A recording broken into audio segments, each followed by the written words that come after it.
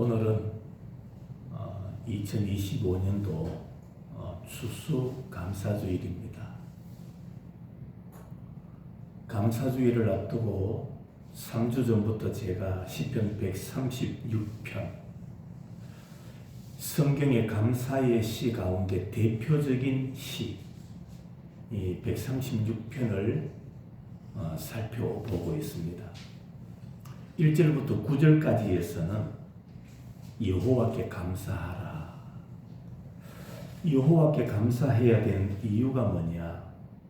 여호와는 위대하시고 선하시며 신들 중에 신이 되시며 주들 가운데 주가 되시는 하나님이시기에 우리는 하나님께 감사해야 된다. 또한 그 하나님은 창조주이시다. 창조주 하나님이시기에 감사하라. 홀로 큰 기이한 일을 행하시며 홀로 하나님은 사람의 손을 빌려서 일하시는 하나님이 아니다. 기이한 일을 홀로 행하신 하나님이시며 지혜로 하늘을 지으시고 땅을 물 위에 펴시며 큰 빛들을 지으신 하나님이시기에 감사해야 된다. 그게 첫째 주 우리가 들었던 말씀입니다. 10절부터 15절까지에서는 애굽에서 구원하신 하나님을 찬양하고 감사하라고 했습니다. 우리를 억압자들 가운데서 구원하신 하나님, 우리의 길을 인도하시는 하나님, 우리 앞길에, 우리 인생길에 모든 걸림돌을 제거해 주시는 하나님이시기에 하나님 앞에 감사해야 됩니다. 오늘은 추수감사주일 아침, 이제 136편 마지막 부분을 우리가 살펴보고자 하는데, 우리에게 기업을 주신 하나님이시다. 우리의 생업, 우리의 직장, 우리의 농토, 우리의 삶의 현장을 허락하신 하나님, 이걸 통틀어서 우리에게 기업을 주신 하나님이시기에 하나님께 감사하는 자가 되자, 그 말씀입니다.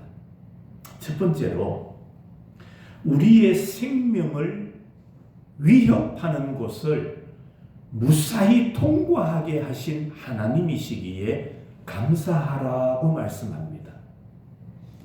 오늘 16절입니다. 그의 백성을 인도하여 광야를 뭐하게 하셨다? 통과하게 하신 하나님이시기에 감사하라고 말합니다. 하나님의 은혜로 애굽에 종살이 하던 이스라엘 백성들이 10가지 재앙으로 인하여 바로가 그 백성들을 해방시켜 줍니다. 놓아주지요. 홍해를 건넙니다. 그런데 이스라엘 백성들 앞에 뭐가 또 기다리고 있느냐? 오늘 본문에서 말하죠. 그의 백성을 인도하여 무엇을 통과하게 하셨다? 광야. 이스라엘 백성들 앞에 기다리고 있는 것은 광야였습니다. 신의 광야, 바란 광야, 신광야, 이런 광야를 다 통과해야만 그들이 하나님께서 약속하신 가나안 땅에 들어갈 수가 있었던 겁니다. 여러분 광야가 어떤 곳인 줄 아시나요? 여러분의 눈으로 직접 광야를 목격해 보신 분이 있습니까? 이스라엘을 성지순례하다 보면은 반드시 광야를 데려갑니다. 광야가 어떤 곳인가를 보여주지요. 저도 오래전에 이스라엘 성지에 가서 광야를 보고 온 적이 있습니다. 아무것도 없습니다. 있는 것이라고는 모래입니다. 모래사막입니다. 광야에 비가 없는데, 물이 없는데 나무가 자랄 수 있습니까? 곡식을 심을 수 있나요? 다 불가능하지요. 그래서 신명기 8장 15절에 보면 광야를 이렇게 표현합니다. 광대하고 위험한 광야, 불뱀, 정갈이 있고 물이 없는 간조한 땅, 그곳이 바로 광야다. 그렇습니다. 광야는 위험한 곳이에요. 여러분, 길이 있다 싶지요? 그런데 바람이 한번 불어버리면 길을 찾지 못합니다. 길을 찾을 수 없는 곳이 광야. 그래서 성경에서는 위험한 광야다. 불뱀, 정갈이 있고, 여러분, 불뱀이나 정갈에 한번 물리면 사람이 살 수 있을까요? 생명을 잃게 되는 겁니다. 그만큼 위험한 곳이 광야다. 물이 없는 간조한 땅. 사람의 몸은 70%가 물입니다. 그래서 반드시 물을 먹어야만 합니다. 건강을 회복하려면 물을 마셔야 됩니다. 그런데 광야는 뭐가 없다? 물이 없다. 물이 없으면 사람이 생존할 수가 없어요. 도시가 발달하고 생산력이 있는 곳은 물이 있어야 돼요. 그래서 강을 위주로 해서 강 주위에, 바다 주위에 도시가 개발되는 거예요. 여러분, 물이 없는 저 산 꼭대기에 도시를 개발합니까? 불가능하죠. 사람의 생존이 불가능한데요. 사막이 그런 곳이라는 말입니다. 물이 없는 간조한 땅이다. 이렇게 음식이나 물이라고는 전혀 없는 광야. 이스라엘 백성들이 유일하게 살아갈 수 있는 길이 뭐냐? 그것은 하나님께서 매일매일 그들을 위하여 행하시는 기적이었다라는 말입니다. 하나님의 기적이 없으면 이스라엘은 그 광야를 지나올 수가 없었던 거예요. 하나님의 기적이 뭡니까? 신명기 8장 16절에 보면 광야를 지나가는 이스라엘을 위하여 하나님께서 행하신 기적이 나옵니다. 내 조상들도 알지 못하던 만나를 광야에서 내게 먹이셨나니 너희 조상들도 알지 못하던, 다시 말하면 그 조상들도 먹어보지 못했던, 맛보지 못했던 만나를 하나님께서 광야에서 이스라엘 백성들을 위하여 내려주셨다라는 말입니다. 하나님의 특별하신 간섭이 있었다라는 말이죠. 하나님께서 이스라엘 백성들이 광야를 지나갈 때에 불뱀, 정갈이 있음에도 불구하고 그것을 다 짓밟고 지나가게 해주셨습니다. 그런데 언제 그들 앞에 불뱀이 나타났습니까? 광야를 지나갈 때 처음부터 불뱀이 있었던 거 아니에요. 성경은 분명히 말합니다. 불뱀도 있었고 정갈이 있었지만은 그것을 짓밟고 지나가게 해주셨던 거예요. 그런데 그들 앞에 이 불뱀이 크게 드러났던 이유가 뭐냐? 언제 그들 앞에 불뱀이 크게 드러나느냐? 그것은 바로 이스라엘 백성들이 원망하고 불평할 때입니다. 원망과 불평이 있기 전에는 정갈과 불뱀을 짓밟고 지나갔어요. 그런데 원망하고 불평하다 보니까 불뱀이 사람을 물어 죽이기 시작하는 겁니다. 여러분, 원망하니까 하나님께서 불뱀을 보내어서 이스라엘 백성들로 하여금 고통을 겪게 하시는 거예요. 오늘 이 시대도 똑같습니다. 사람이 살면서 언제나 감사할 요소만 있습니까? 언제나 좋은 일만 있습니까? 아니요. 사실 살다 보면 괴로울 때가 더 많아요. 힘들 때가 더 많아요. 삶이 고단할 때가 더 많아요. 웃음을 가져다 줄 때보다 괴로움을 가져다 주는 요소가 더 많습니다. 그럼에도 불구하고 성도는 그럴 때에 주님을 의지하고 주님을 바라보며 살아야 되지. 환경 바라보고 불평하고 원망하면 안 돼요. 이스라엘 백성들처럼 원망하고 불평하면 지금도 하나님은 불뱀을 보내서 우리를 괴롭게 만드시는 거예요. 우리의 영혼을 아프게 만들고 우리의 영혼을 병들게 만드시는 거예요. 여러분, 어떨 때는 사람이 불뱀이 될 수가 있고요. 이웃이 하나님이 보내시는 불뱀이 될 수도 있고요. 어려운 환경이 불뱀이 될 수도 있어요. 그러나 그런 때에도 우리는 원망하거나 불평하지 마라. 아시겠지요? 그럴 때라도 원망하거나 불평하지 마라. 여러분, 오늘 본문에 보면 이 본문에서는 이런 어려운 과정들을 다 생략해요. 오늘 시편 136편에서는 하나도 언급하지 않아요. 구약 신명기 8장에서 말씀하고 있는 겁니다. 그러면서 하나님께서 이 모든 위협한 생명을 위협하는 광야를 무사히 통과하게 하셨다. 이런 하나님 앞에 우리는 감사하라고 말씀하고 있는 겁니다. 한번 생각해 보십시다. 하나님께서 이스라엘 백성들을 물이 없고 간조한 땅, 전갈이 있고 불뱀이 있는 이 광야를 왜 통과하게 하셨을까요? 왜 통과하게 하셨을까? 우리 머리 굴릴 필요 없습니다. 성경의 질문은 성경의 답이 있어요. 우리는 모든 답을 성경에서 찾아야 돼요.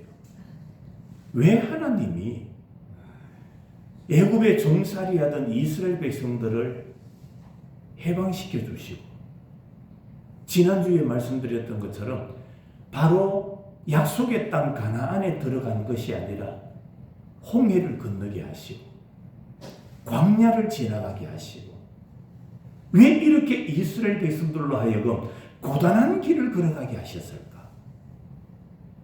왜 고난을 당하게 하셨을까? 거기에 대한 해답이 신명기 8장 16절에 나와요. 제가 읽어드립니다. 이는 다 너를 낮추시며 너를 뭐 한다고요? 낮추시며 너를 시험하사 마침내 내게 복을 주려 하심이었느니라. 자, 말씀 잘 기억해야 돼요. 하나님께서 왜 홍해를 건너야만 하게 하셨을까? 왜 그들로 하여금 광야를 지나가야만 하게 하셨을까? 이유가 있어요. 그 첫 번째 이유, 너를 낮추시며 겸손하게 하시는 겁니다. 겸손하라. 하나님이 왜 어려움을 주시느냐? 왜 아픔을 주시느냐? 왜 힘든 일을 주시느냐? 뭐 하라고? 겸손. 너를 낮추시며 겸손하라는 겁니다. 하나님께서 왜 머리를 복잡게 하시느냐? 왜 자식들에게 문제가 생기느냐? 왜 일이 순조롭게 해결되지 않느냐? 이유가 있어요. 하나님이 너를 뭐 하시며? 낮추시며 겸손하라. 뭐 하라고? 겸손하라. 두 번째는 너를 시험하사. 우리를 고난의 길을 걸어가게 하시는 이유가 뭐냐? 지금 하나님이 나를 뭐하고 계신다? 시험하고 계시는 거예요. 테스트하는 거예요. 테스트. 이 고난에서, 이 어려움에서, 이 환난에서 불평 하나 안 하나, 원망 하나 안 하나, 이런 환경에서 주를 떠나나 안 떠나나 지금 하나님이 나를 시험하시는 거예요.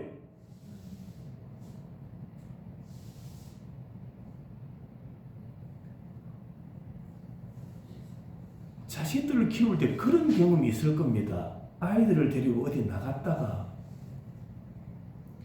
그냥 아이를 그냥 두고는 어느 물건 뒤에 이렇게 딱 숨어서 내 아이들이 어떻게 하나, 어떻게 행동하나 지켜보신 적 있나요? 그렇게 장난쳐 본 적 있지요? 어떤 아이들은 그럴 때 막 엄마, 아빠 얼굴이 안 보이면 막 하망거리면서 막 웁니다. 그런데 어떤 아이는 또 찾으러 다닐 거예요.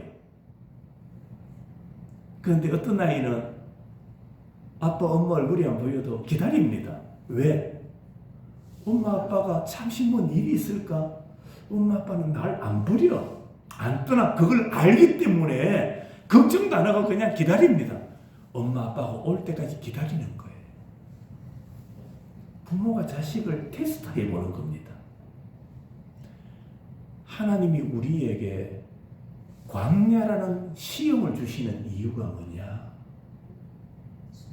광야라는 아픔을 주시는 이유가 뭐냐? 나를 시험해 보시는 거예요.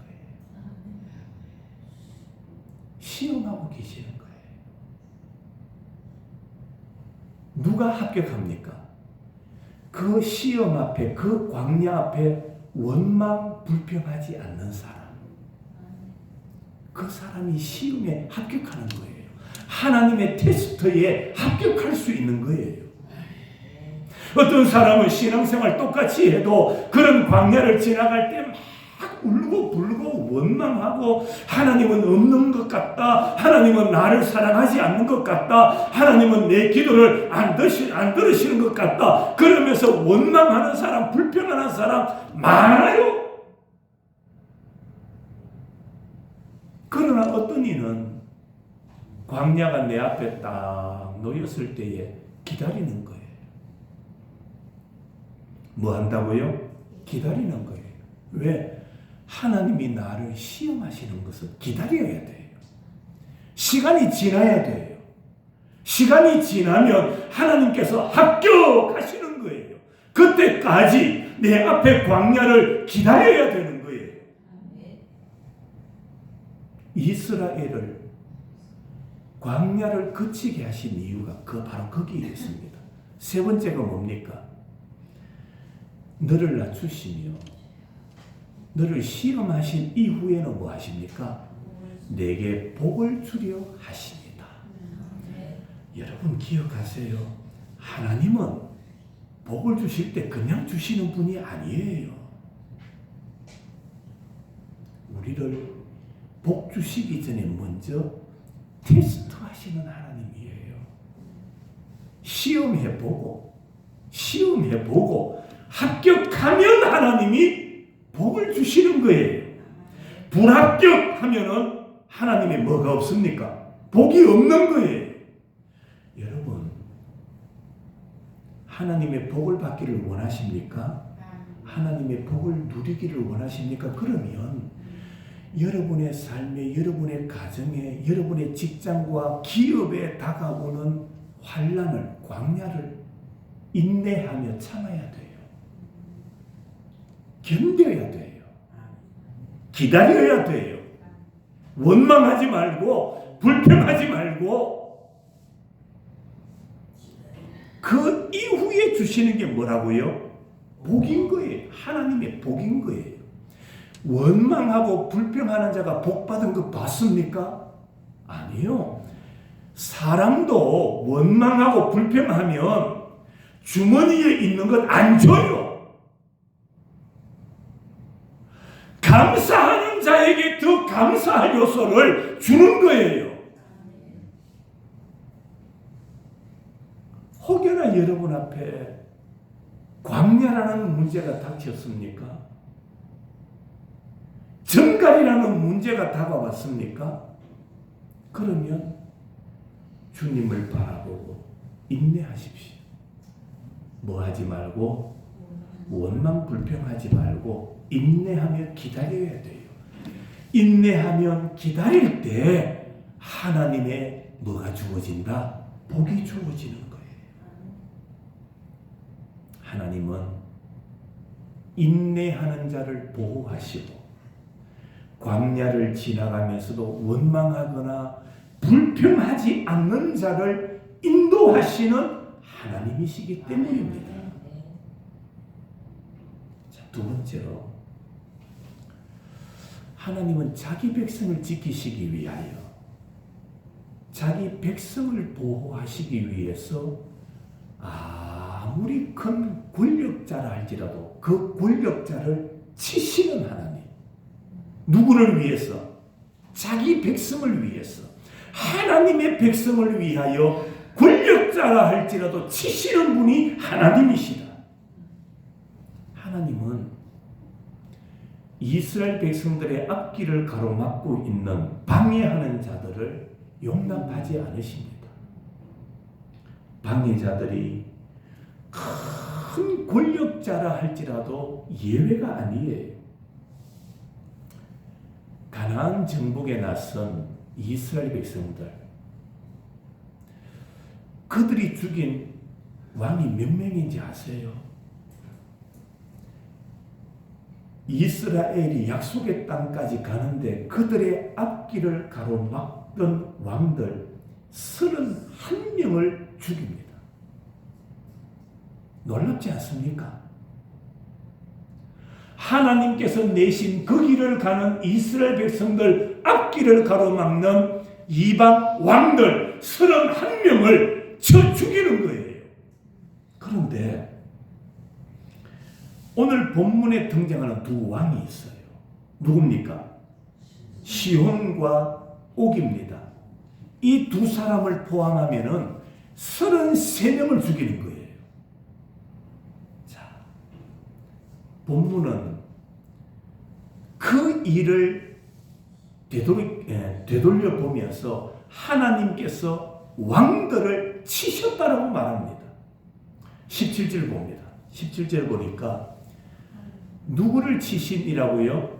큰 왕. 여러분, 왕도 어떤 왕이라고요? 큰 왕을 치신 이에게 감사하라. 큰 왕이라 했죠. 18절에서는 어떤 왕이라고 말합니까? 유명한 왕이라고 말합니다. 자, 저를 봅니다. 17절에서는 큰 왕이라고 했어요. 18절에서는 유명한 왕이라고 했어요. 왜 큰 왕이라 유명한 왕이라고 했을까요? 이유는 딱 한 가지. 이스라엘의 힘으로서는 절대로 무찌를 수 없는 왕들이었다 이 말입니다. 이스라엘의 군사력, 이스라엘의 능력으로는 절대로 죽일 수 없고 무찌를 수 없는 왕들, 그들이 큰 왕이었고 유명한 왕들이었다라는 말입니다. 다시 말하면 이스라엘이 죽인 왕이 33명인데 그들의 힘으로 무찔렀던 것이 아니라 누가? 하나님이 행하신 일이다. 하나님 하나님이 하신 일이다. 그 말입니다. 하나님이 이렇게 큰 왕, 유명한 왕들을 무찌르셨기 때문에 앞으로도 이스라엘의 앞길을 가로막는 자들은 하나님이 치실 거다. 그 말씀인 거예요. 오늘 19절과 20절에 보면은 33명의 왕들 중에 대표적인 두 왕이 등장하는데 아모리인의 왕 시혼과 바산 왕 옥을 본보기로 언급하고 있습니다. 자, 이 두 왕을 오늘 본문에서 언급하고 있는 이유가 뭐냐 하면은 이 두 왕 시혼과 옥이 왜 죽음을 면치 못했는가를 성경이 기록하고 있기 때문입니다. 앞에서 말하고 있는 31명의 왕은 그냥 죽었다만 나왔는 거예요. 그러나 오늘 이 두 바산과 옥은 왜 그들이 죽을 수밖에 없었는가가 성경에 기록되어 있기 때문에 이 두 왕의 이름을 언급하고 있는 겁니다. 자, 먼저 옥, 시혼, 이 두 왕을 한번 보십시다. 민수기 21장에 보면, 구약 민수기 21장에 이스라엘 백성들이 가나안 땅을 향하여 갈 때에 시혼 왕이 다스리는 땅을 지나가야만 했어요. 그 땅을 거쳐가야만 가나안 땅에 갈 수가 있습니다. 그래서 사람을 먼저 보냅니다. 사람을 보내어서 당신들이 농사 짓고 있는 밭에는 얼씬도 하지 않겠다. 그들의 밭에 가지도 않고 그들이 노력했던 곡식에 손도 대지 않겠다. 그리고 당신들이 파놓은 우물의 물도 우리는 안 마실게. 그냥 당신들의 길을 지나가게만 해달라. 그렇게 요청을 했어요. 그런데 시혼은 이스라엘의 통과를 허락합니까? 하지 않습니까? 하지 않았어요. 이스라엘의 통과를 용납하지 않고 이스라엘을 쳤다라는 말입니다. 옥도 마찬가지입니다. 옥이라는 왕은 지나가는 이스라엘의 길목에 기다리고 있는 거예요. 자, 보세요.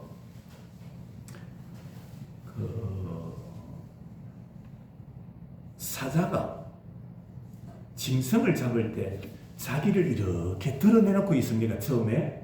아닙니다. 자기 몸을 딱 숨기는 거예요. 그러다가 기회가 오면 확 뛰어나가지 않습니까? 이 옥이 그랬던 겁니다. 이스라엘 백성들이 지나가는 길목에 딱 숨어 있는 거예요. 숨어 있다가 이스라엘이 아무런 준비가 되어 있지 않는 상황에서 그들과 싸우려 했던 거예요. 그럴 때 하나님께서 하신 말씀이 나옵니다. 민수기 21장 34절에 그를 두려워하지 마라. 내가 그와 그의 백성과 그의 땅을 내 손에 넘겼나니. 인간적으로는 두려워할 만하지 않습니까? 약속의 땅을 가려면 저 땅을, 저 길을 통과해야 되는데 군사력을 가지고 있는 시온과 옥이 안 된다 하니까 걱정이 생길 수도 있죠. 그런데 하나님께서 주시는 메시지는 그들을 두려워하지 마라. 두려워하지 마라. 내가 그와 그의 백성과 그 다음이 중요해요. 그의 땅을 내 손에 넘겼나니. 원수들이 지나갈 수 없다라고 버티고 있는 그 땅조차도 하나님은 내가 너희에게 줄게. 이스라엘이 군사력으로 빼앗는 게 아닙니다. 하나님이 기다리고 있어라. 내가 싸워주겠다. 내가 그 땅을 너에게 주겠다. 그렇게 말씀하고 있는 겁니다. 하나님의 허락이 떨어진 거예요. 그리고는 내가 그 땅을 너에게 줄 테니 그들을 쳐라. 그들을 쳐라. 여러분, 이 두 왕을 언급하면서 누구든지 하나님의 백성을 해하려고 하는 자들은 그들이 어떤 힘을 가진 권력자라 할지라도 온전하지 못할 것이다 라는 것을 경고하고 있는 겁니다. 예나 지금이나 교회를 회방하는 사람들은 꼭 있습니다. 꼭 있습니다. 예나 지금이나 똑같아요. 그런데 교회를 해하려 하는 자들은요, 하나님께서 그냥 두지 않으시는 거예요. 왜? 교회는 주님의 성전이기 때문입니다. 주님의 성전이거든요. 소수가 모였다 할지라도 이곳은 주께서 임재하신 곳이기 때문에 주께서 주장하시는 곳이라는 말입니다.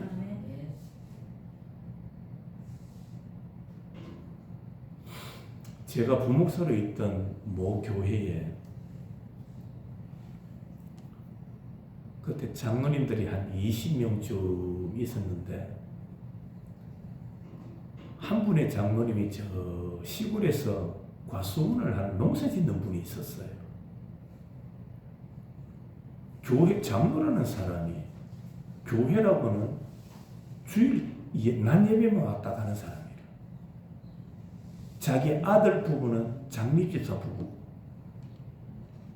아버지가 장로면서 농사 짓는다고 주일 낮에만 딱 왔다가 그 당시 그분이 뭐 고령 쪽인가 그렇게 살았을 거예요. 저도 한 번도 가보지는 않았어요.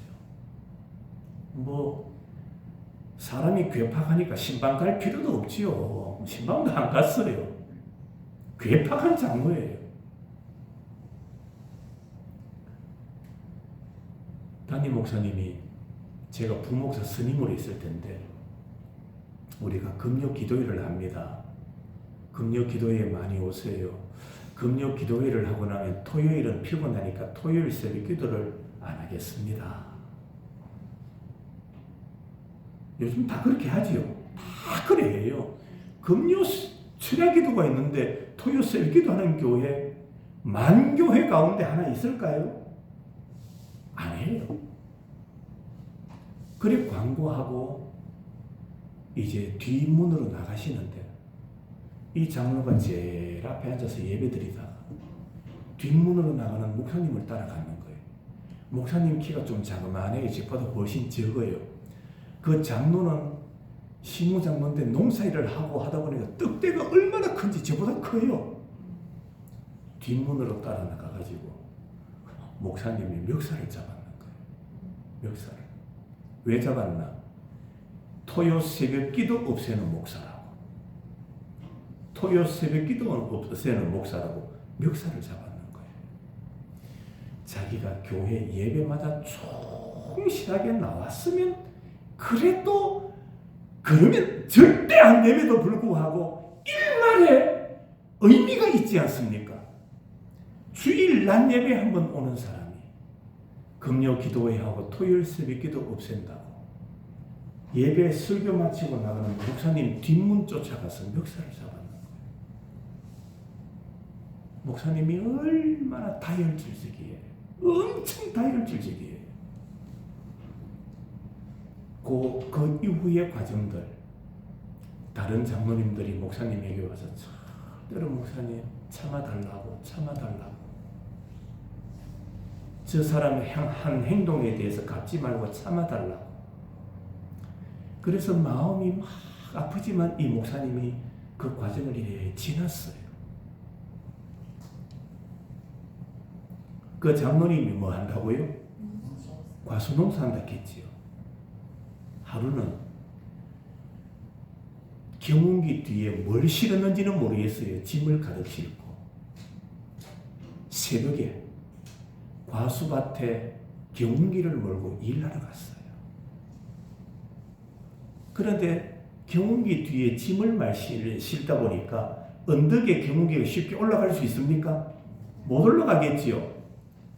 과수밭에 갔는데 힘이 딸렸는지 앞발톱만 계속 돌면서 땅만 파는 거예요. 그러면서 앞에 경운기가 이렇게 머리가 돌아가는 겁니다. 옆으로. 뭐 앞으로 전진 못하니까 옆으로 돌지 않습니까? 경운기 머리가 옆으로 도니까 안 되겠다 싶어서 이 장로님이 내려가지고 앞에 가가 경운기 머리를 당겼어요. 바로 잡는다고. 경운기 머리를 딱 잡았는데 그렇게 올라가려고 해도 안 올라가던 경운기 머리를 바로 잡는 사이에 사람을 쳐버리는 거예요. 과수와 경운기 머리 사이에 끼어버리는 겁니다.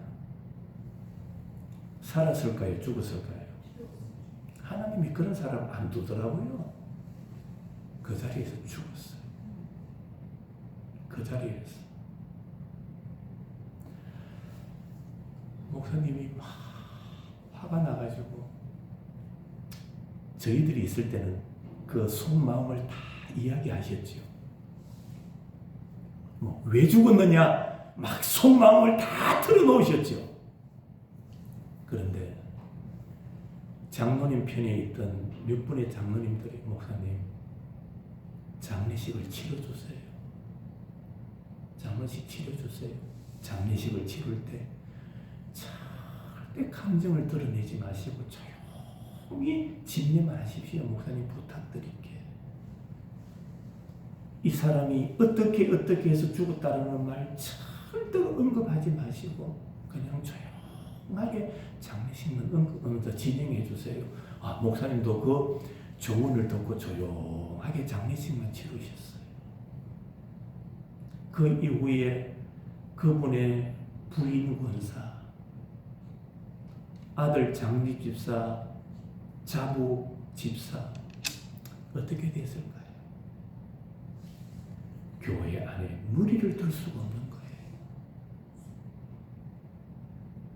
교회 안에서 머리를 들 수가 없는 거예요. 부끄러워서 창피해서 한 인간의 어리석은 행동을 때문에 자기 아내가, 자기 자식이, 자기 며느리가, 손자, 손녀가 교회 안에서 죄인이 되어서 살아가는 거예요.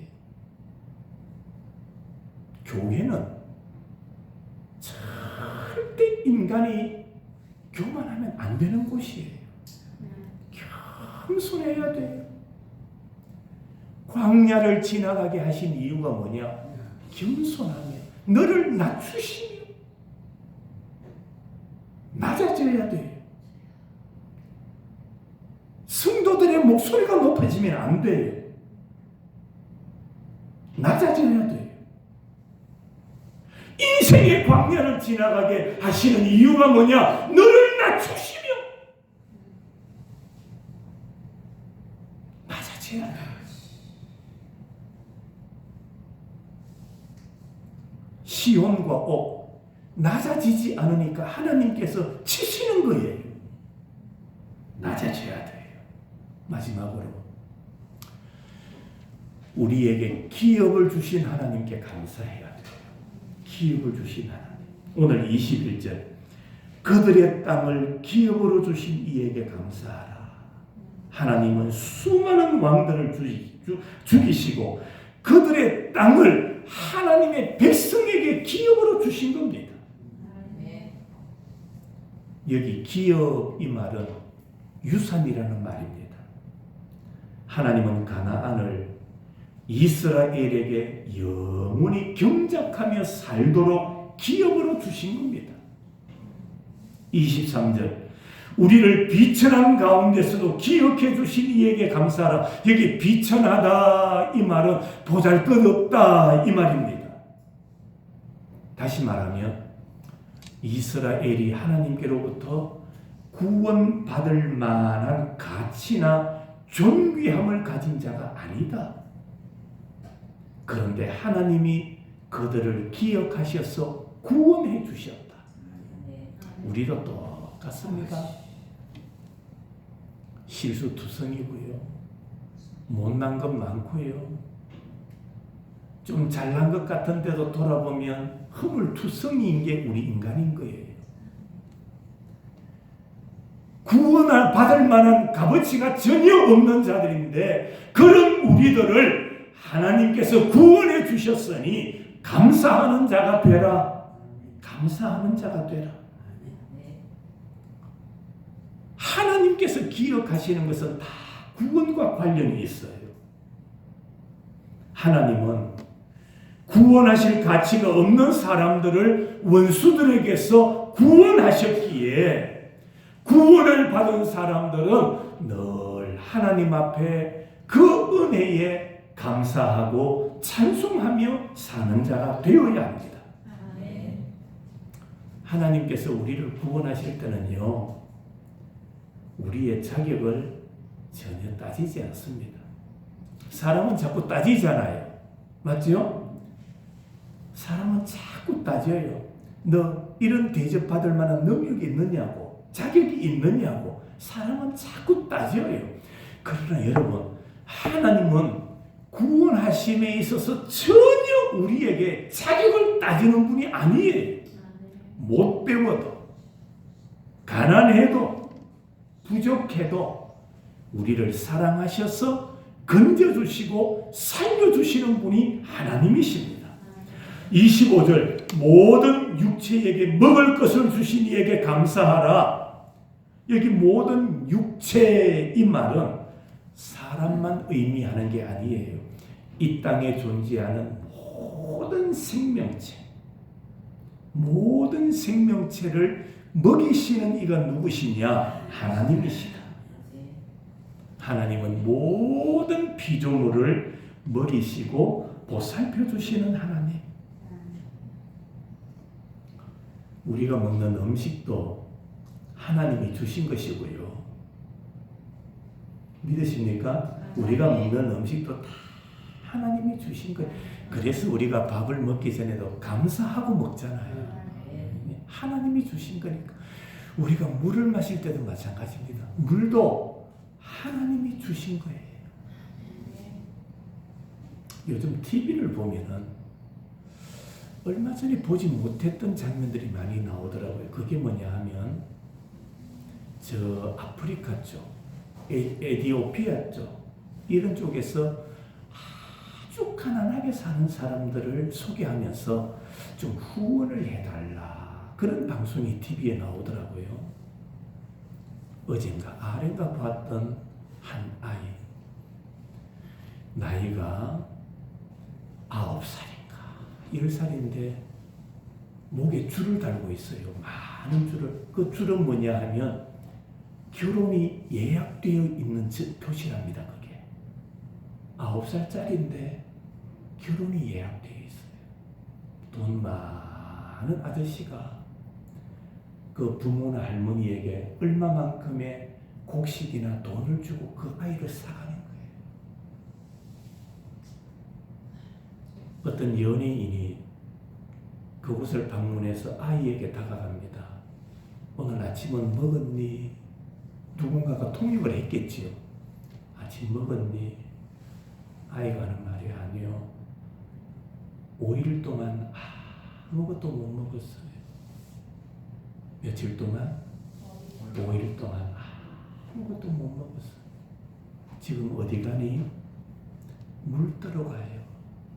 조그마한 우리 같으면은 짐승도 그런 물통에 안 줄 거예요.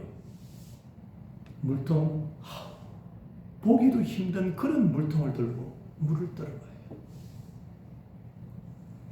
물이 있다고 물 떠러 간 곳이 어떤 곳이냐? 짐승의 변이 있고 오물이 있고 소변을 흙탕물에 벌레가 살고 그걸 떠보는 아이가 들이마시더라고요. 여러분 잘 들으세요. 우리는 수돗물도 좀 정확하지 않다고 생수 삭는 시대에 살지 않습니까? 그런 물을, 깨끗한 물을 마실 수 있음에 감사하셔야 돼요. 아멘. 감사해. 물 한 모금을 마시면서도 감사해야 돼. 모든 육체에게 먹을 것을 주신 이에게 감사하라. 먹을 것 주시고 물을 주신 하나님 앞에 감사하며 살아야 돼. 그러면서 오늘 마지막 26절 하늘의 하나님께 감사하라. 그 인자하심이 영원하미로다. 136편 1절부터 시작하면서 계속 매절마다 감사하라 감사하라던 말씀이 마지막 26절에 한 번 더 언급하기를 하늘의 하나님께 감사하라. 감사로 시작한 20편이 감사로 끝을 맺고 있는 거예요. 성도 여러분, 감사절을 맞이해서 우리 모두 감사할 수 있기를 바랍니다. 감사하십시다. 감사해야 돼요. 자꾸 불평하지 말고 원망하지 말고. 여러분, 사람이 사회가 여러분에게 늘 감사할 것만 제공하지 않아요. 힘들게 하는 일들이 얼마나 많은지 몰라요. 그럼에도 하늘의 하나님을 바라보며 뭐하라? 감사하라. 제가 과제 숙제 한번 낼까요? 오늘 추수감사주의를 지나면서 그리고 시편 136편을 다 배우면서 끝을 맺으면서 여러분 앞으로 하루에 5번씩 감사하며 사세요. 하루에 몇 번? 최소한 5번. 최소한 아침에 눈을 뜨고도 어젯밤에 죽지 않게 하신 하나님께 감사해야 돼요. 여러분들 밥을 먹으면서 마음껏 이 식도로 음식이 이렇게 넘어가며 감사해 보셨나요? 아파 보라니까. 아프면요, 아무리 값비싸고 맛있는 음식 앞에 두고도 목구멍이 넘어가지 않습니다. 맛있는 음식을 먹을 수 있음에 감사. 그것만 해도 하루 3끼잖아. 일어나서 감사하고. 하루에 물 몇 번 마십니까? 아이고, 5번이 아니고 10번, 20번도 하겠습니다. 감사하십시다. 아시겠지요? 감사하셔야 돼요. 감사하는 자에게 하나님께서 더 풍성한 감사를 주시는 거예요. 예. 참 감사한 것은 추수감사절을 앞두고 냉난방기도 감사함으로 기정하신 집사님의 가정, 오늘 떡을 제공하시는 분, 여기 보니까 곡식 제공이 갖다 놓으신 분들, 여러분들 이 한 번이 아니라 계속 그 은혜에 감사하면서 여호와께 찬송하고 감사하며 살아가는 여러분들이 되시기를 주님의 이름으로 축원합니다. 기도하겠습니다.